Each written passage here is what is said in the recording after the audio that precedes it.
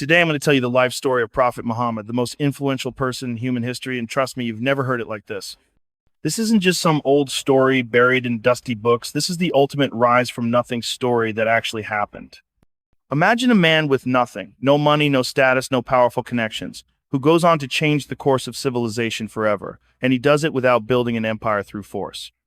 He starts as an orphan in the scorching deserts of Arabia, and ends up shaping the values, ethics, and moral compass of billions of people for over 1,400 years.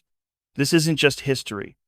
It's like you took the most intense survival story, political thriller, and self-improvement journey and put it all into one real human being. And the kicker? His character was flawless, and indeed, you are of a great moral character. Quran 68-4. You know, when I think about the early life of Prophet Muhammad, it hits me in a way I didn't expect. The guy started from absolute zero, orphaned before he could even remember his parents, growing up without the safety net most of us take for granted. And that resonates with me because, look, I've had moments in my life where I've had to rebuild from scratch, times when the future felt uncertain and the only way forward was to just keep grinding. But here's the thing. Resilience isn't about being the toughest dude in the room. It's not about flexing your muscles or winning every battle. It's about waking up when you don't feel like it, showing up when you'd rather quit, and keeping your head straight when the whole world seems to be against you. When I look at the Prophet's story, I see a kind of mental toughness that goes way beyond sports or career. This guy wasn't chasing trophies or fame. He was holding on to truth and integrity in an environment where that could literally get you killed. It's like talking to someone who's fought in the UFC, climbed Everest, and meditated with monks, except he did it all through faith, character, and an unshakable belief in his mission. And discipline, man, that's a word that gets thrown around a lot today, but very few people actually live it. In jiu-jitsu, you can't fake discipline. You either train consistently or you don't improve. The Prophet had that kind of consistency, but on a whole other level. Whether it was in prayer, honesty in business, or how he treated people, he stayed steady. Even when the stakes were life and death, he never compromised on his principles. That's not just admirable, that's next-level leadership. What gets me is how relevant his journey is to modern life. People today are drowning in distractions, trying to figure out who they are and what their purpose is. We've got more information than ever, but less clarity about why we're even here. The Prophet faced a society filled with division, greed, and moral confusion. Sound familiar? And instead of blending in or chasing quick wins, he carved out a path built on values that still inspire billions. When you really sit with that, you start to realize this isn't just a story from 1,400 years ago. It's a blueprint for how to live with strength, purpose, and heart, even when the odds are stacked against you. And that's something we all need right now. Picture this. It's the 6th century. Arabia is a land of endless horizons, a place where the heat presses down like a living thing, and the wind carries grains of sand that have traveled farther than most people will in their entire lives. Life here isn't easy. The desert is beautiful, but it's also merciless. Water is precious. Survival is a daily battle, and your tribe is your lifeline. Without it, you're vulnerable. And in this world, power is measured in loyalty, wealth, and lineage. Into this unforgiving environment comes a child who seems to have none of those advantages. Muhammad is born in Makkah, but before he can even know his father, Abdullah passes away. By the time he's 6, his mother, Amina, dies too, leaving him an orphan. No parents, no home of his own. Just the care of his grandfather, Abdul Muttalib, a man of honor and influence, but even that is short-lived. 2 years later, his grandfather passes away, and young Muhammad is placed under the guardianship of his uncle, Abu Talib. From the outside, it looks like this boy is destined for a life of hardship. But here's where the story starts to shift. Even as a kid, he carries himself differently. People notice his honesty, his reliability, his way of speaking that makes you feel like you can trust him with anything.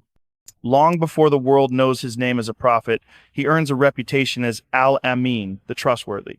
And in a society where betrayal and deception could mean the difference between life and death, that nickname is gold. As he grows, Muhammad works as a shepherd, a job that's simple but demanding. Alone with the flocks, he learns patience, watchfulness, and care for the weak.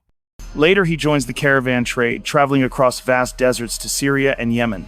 These journeys are more than just business. They're lessons in culture, negotiation, and leadership. On these roads, under those burning skies, he gains experience that will one day serve a mission far greater than commerce. It's during these years that he meets Khadija, a wealthy, respected merchant who hires him to manage her trade. She sees what everyone else sees: integrity, intelligence, and a calm strength that doesn't need to shout to be heard. They marry, forming a partnership built on respect and mutual trust. For years, life is stable, but deep inside, Muhammad feels something: a quiet weight, a pull towards solitude and reflection. He begins to spend time alone in the cave of Hira, high above Makkah, looking out over the city lights at night. The silence there is different, heavy, almost alive. It's as if the desert itself is holding its breath, waiting, and while no one around him knows it yet, the world is standing right at the edge of a moment that will change everything. Did he not find you an orphan and give you refuge? Quran 93-6, a reminder that even the harshest beginnings can carry the seeds of greatness. High above the city of Makkah, there's a small cave carved into the side of a rugged mountain. The cave of Hira isn't much to look at, just stone, shadow, and silence, but for Muhammad, it's a refuge from the noise of the world. Up here, the air feels different. The stars hang heavy and bright, the kind of night sky that makes you feel small but connected to something vast. You can hear the wind whisper across the rocks. You can hear your own heartbeat. This was his place for reflection, for thinking about life, for searching, though he couldn't yet put into words exactly what he was searching for.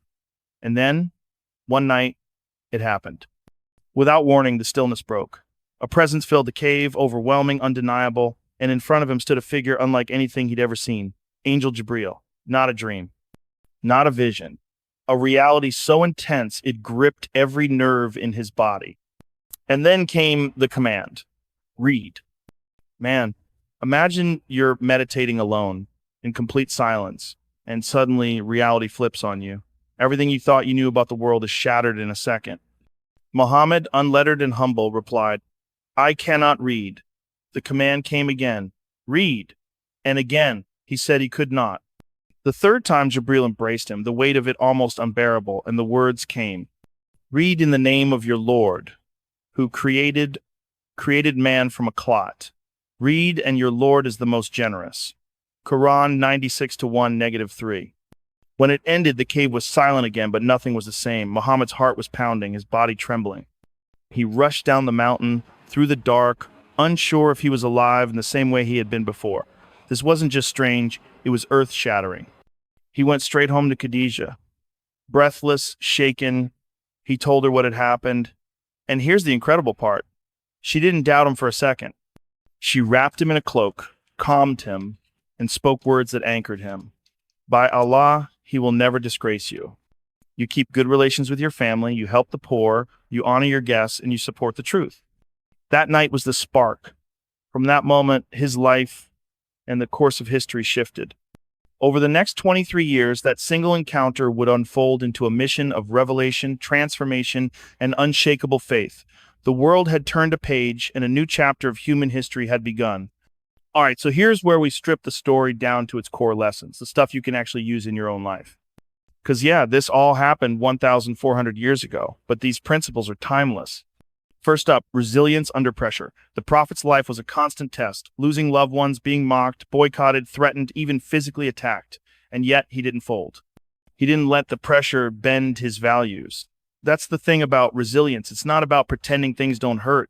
It's about holding your ground when every part of you wants to walk away. Then there's integrity, even when it's unpopular. Anyone can be honest when it's easy, but the Prophet spoke truth even when it cost him allies, status, and comfort. He didn't compromise on principle to get ahead. In a world that rewards cutting corners, that's a rare kind of strength.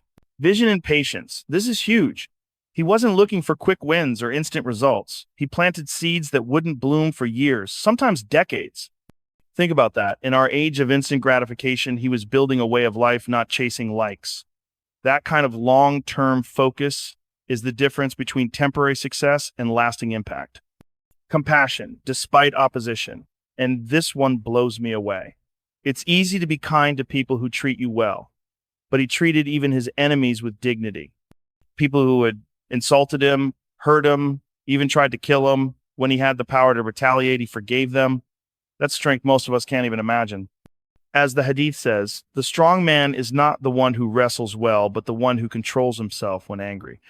And finally, faith as an anchor through chaos. Whether you're religious or not, there's something powerful about having a foundation that keeps you steady when life gets messy. For the prophet, faith wasn't just belief, it was an unshakable compass that guided every decision. When you've got that kind of anchor, you're not tossed around by every storm. Put it all together, and you've got a blueprint for living with strength, purpose, and integrity. You don't have to be leading a nation to use these lessons. You can apply them in your work, your relationships, your training, your personal goals. Resilience, integrity, vision, compassion, and a rock-solid foundation. That's how you stand tall no matter what's coming your way. When you look at the life of Prophet Muhammad through a modern lens, it's kind of wild how much it speaks to the world we live in right now.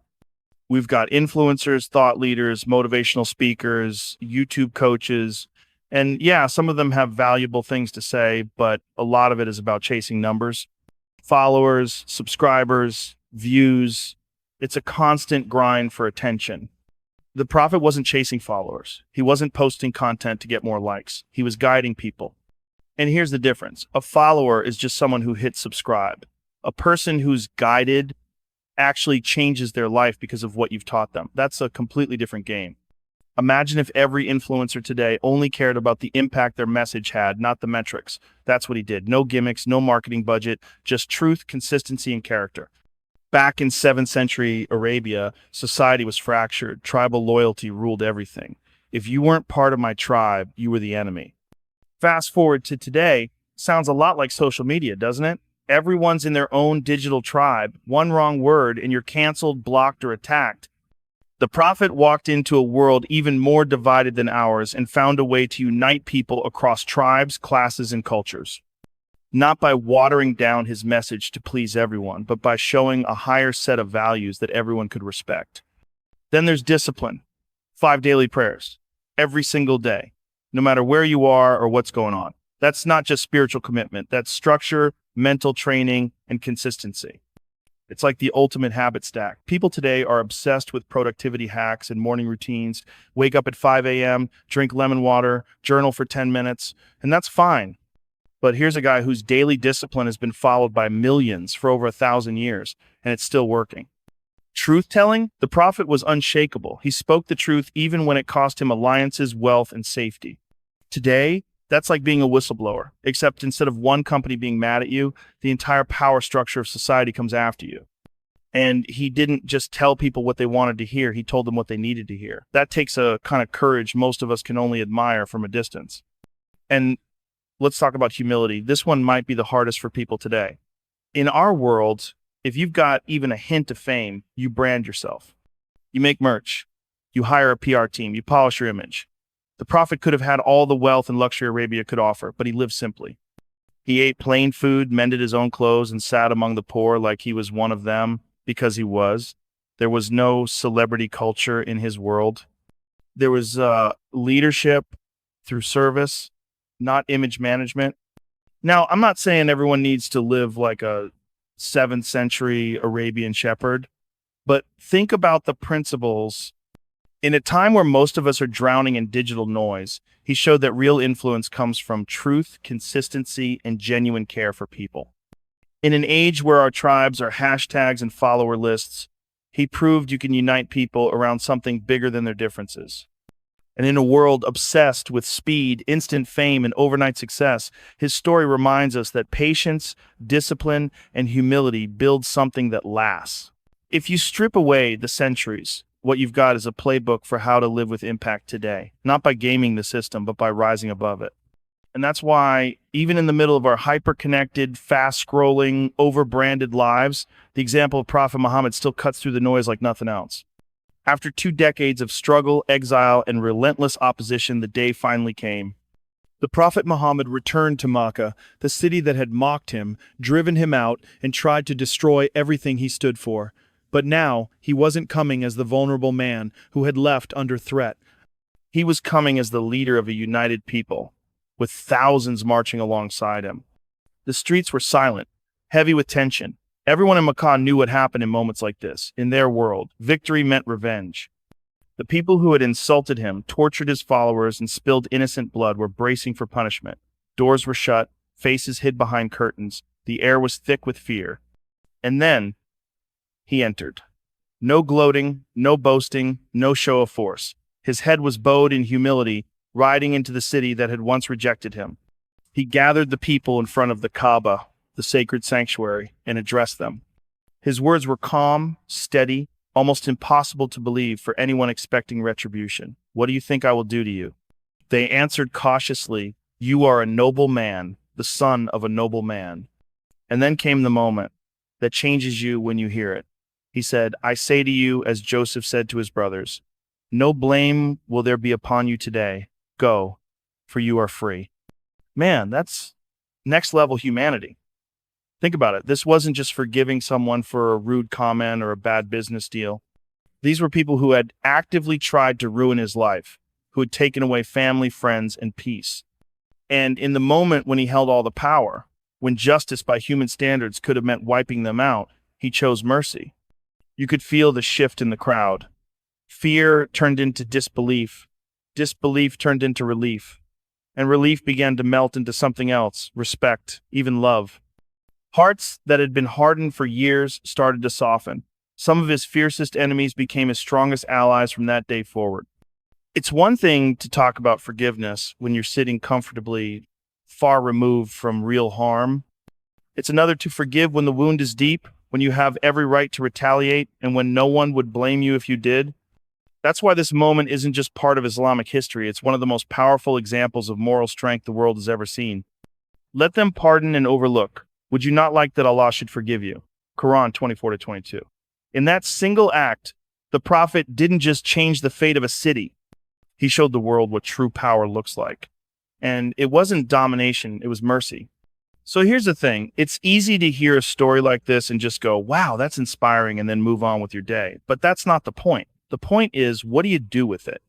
If one man in a small desert city with no money, no political power, no media platform could change the course of history through nothing but faith, integrity, and compassion, what's stopping you from changing your own world?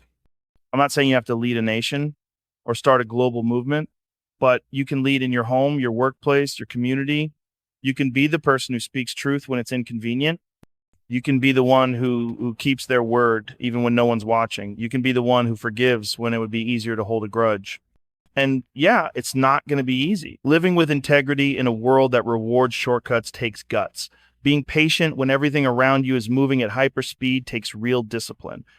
Showing compassion in a culture obsessed with me first takes strength, but that's exactly why it matters. The Prophet's example isn't about perfection, it's about direction. It's about choosing the harder right over the easier wrong again and again until it becomes who you are. And if you start small, one act of honesty, one moment of patience, one choice to be kind instead of cruel, it builds, it compounds. And before you know it, you've changed more than just your own life, you've changed the lives around you. So here's my challenge. Pick one area of your life where you know you've been cutting corners, losing patience, or holding on to bitterness. Change that today. Not tomorrow, not next week.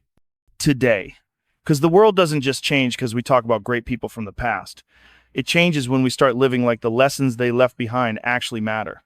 And if you ever doubt that your actions can make a difference, remember this. One man in the desert, armed with nothing but character and conviction, rewrote history. You can rewrite your story too.